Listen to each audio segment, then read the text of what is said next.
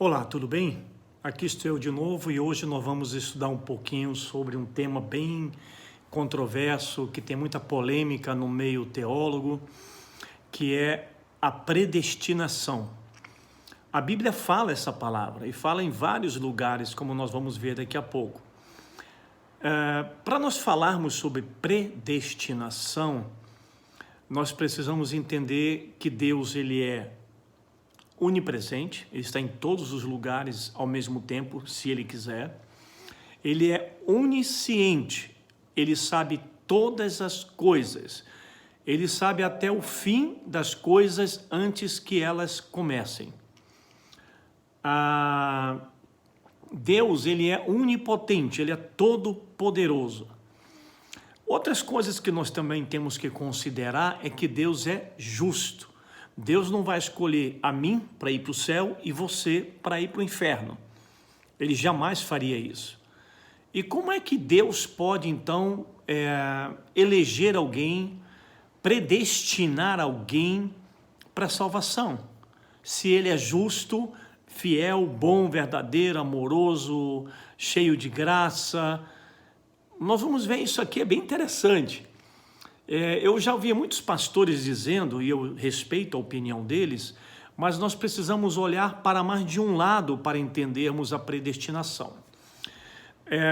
A salvação, a Bíblia diz que é para todos. Ela diz o seguinte, olha, que Romanos 1,16, pois não me envergonho do Evangelho, porque é o poder de Deus para a salvação de todo aquele que crer, primeiro do judeu e também do grego, ou do gentil, de um modo geral. Então, a salvação, ela é geral. Deus não vai dizer assim, você vai crer e você não vai crer. Mas nós precisamos considerar algumas coisas. No Salmo 139, verso 16, olha o que Davi diz, os teus olhos, falando de Deus, me viram a substância ainda informe, e no teu livro foram escritos todos os meus dias, cada um deles escrito e determinado, quando nenhum deles ainda havia. O que está escrito aí, meus irmãos? Que antes de Jacó ser gerado no ventre da minha mãe, Deus já sabia tudo que eu iria fazer até o dia da minha morte. E ele já escreveu isso no livro. Deus, não entenda o contrário, olha, não entenda o contrário. Não é que Deus escreveu o que eu tenho que fazer, mas Deus, por saber o fim das coisas, ele escreveu o que eu ia fazer e em que eu iria crer. Perceba isso é muito importante. Eclesiastes 3,15 diz assim, ó, aquilo que é, já foi. E o que será, já foi anteriormente. E Deus investigará o passado. Tem uma outra tradução que diz assim, tudo que é, já foi, e o que será também já foi, mas Deus pede conta do que passou. Em outras palavras, Deus conhece tudo que você vai fazer, todos os pecados que eu vou cometer, você vai cometer até o último dia da nossa existência. Mas Ele não cobra da gente aquilo que a gente ainda não fez. Ele cobra aquilo que nós já fizemos. Muito bem.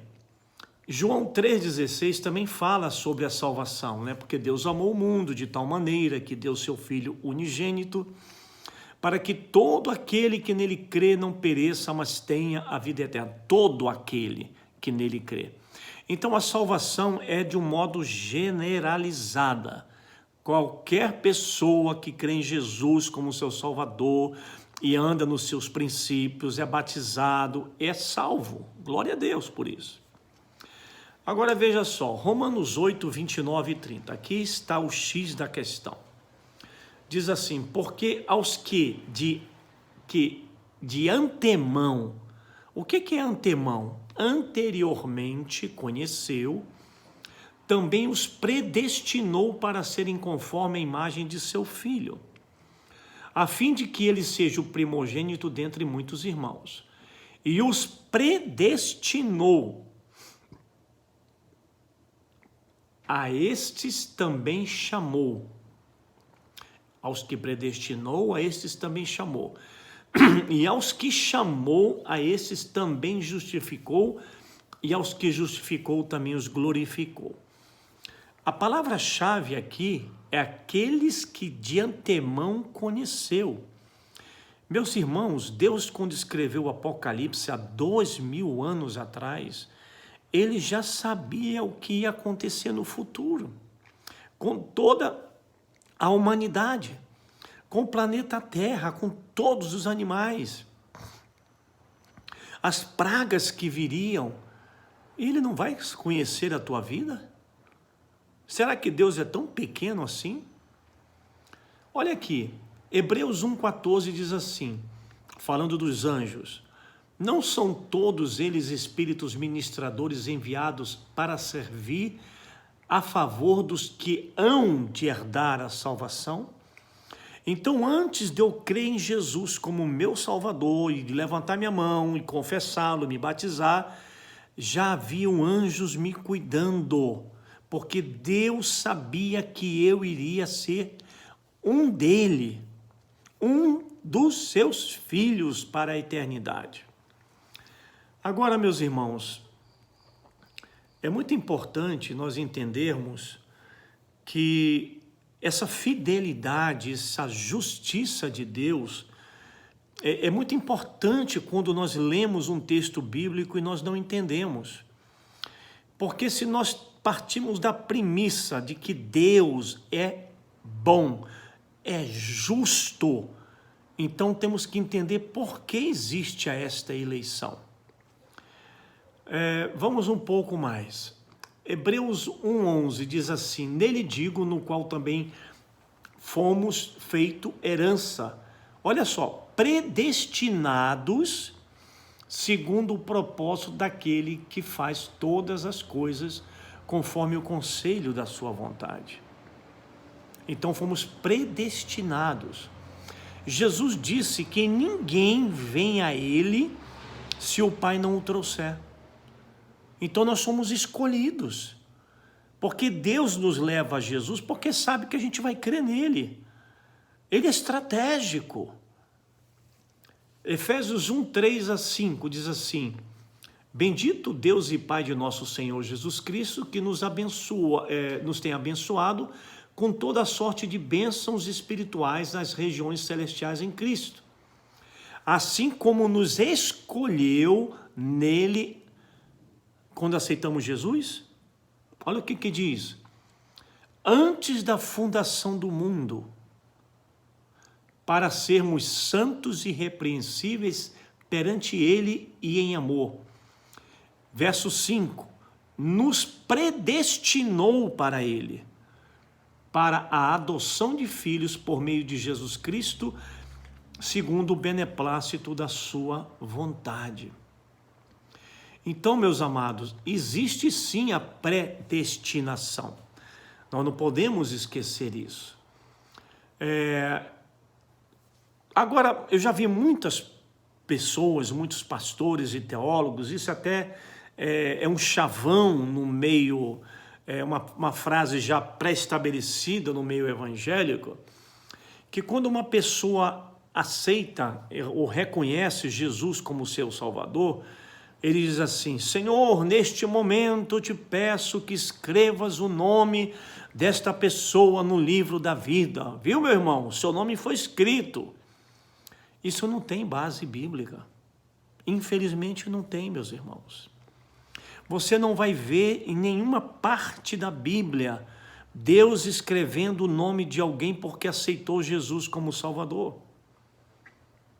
Olha aqui que diz aqui Apocalipse 17:8. A besta que vistes era e não é, está para emergir do abismo e caminha para a destruição. E aqueles que habitam sobre a terra, cujos nomes não foram escritos no livro da vida, quando aceitaram Jesus... Desculpa, não diz isso. cujos nomes não foram escritos no livro da vida desde a fundação do mundo, se admirarão vendo a besta que era e não é, mas que aparecerá. Você viu? Quando o seu nome foi escrito? Na fundação do mundo. Não foi quando você creu em Jesus. Mas a Bíblia não fala de Deus escrevendo nomes, mas fala de Deus riscando os nomes. Uma vez que todos os nomes daqueles que vão crer em Jesus, daqueles que vão ser salvos, até mesmo no Velho Testamento, debaixo da lei, que cumpriram a lei, também tem uma promessa de salvação, a Bíblia fala que o nome pode ser riscado. Olha só, Êxodo 32, 33. Então disse o Senhor a Moisés: riscarei do meu livro todo aquele que pecar contra mim. Êxodo 32, 32. Agora, pois, perdoa-lhe o pecado, ou se não, risca-me, peço-te, do livro que escrevestes. Você percebe? Moisés está falando para Deus: risca o meu nome. E já estava escrito ali. Porque o nosso nome está escrito ali desde a fundação do mundo. Olha só, Apocalipse 3:5. O vencedor será assim vestido de vestimentas brancas, e de modo nenhum apagarei o seu nome do livro da vida. Então você não vai enxergar em nenhuma parte de Gênesis e Apocalipse Deus escrevendo o nome de alguém no livro.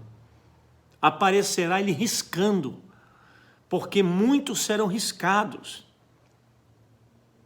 E quem é que vai ter o nome? Quem é que tem o nome escrito no livro da vida? Por que Deus riscaria o meu nome? O que faria Deus riscar o meu nome? Eu sou convertido há 43 anos. O que levaria Deus a riscar o meu nome? Eu me desviar dos seus caminhos, me afastar, cuspir no nome de Jesus, pisar no seu sangue. Isso faria com que o meu nome fosse riscado do livro da vida. Mas ele está escrito ali desde a fundação do mundo. E eu nunca me distanciei desta verdade. Graças ao bom Deus, a sua graça e misericórdia, eu creio que eu sou um predestinado, porque Deus me conheceu antes do meu nascimento. Lá na fundação do mundo, ele sabia que no século XX iria nascer um homem que receberia o nome de Jacó Barbosa Nijá. E este homem creria em Jesus Cristo como seu único e suficiente Salvador, e viveria toda a sua vida dedicada a este princípio, a essa crença imutável. Irmãos, eu creio na predestinação, pela presciência de Deus. E eu peço que Deus te abençoe grandemente. Se você gostou do vídeo, dê o seu like, compartilhe com as pessoas, para que elas possam aprender da palavra de Deus. Eu sou apenas um expositor do Evangelho, mostrando a você aquilo que Deus me deu.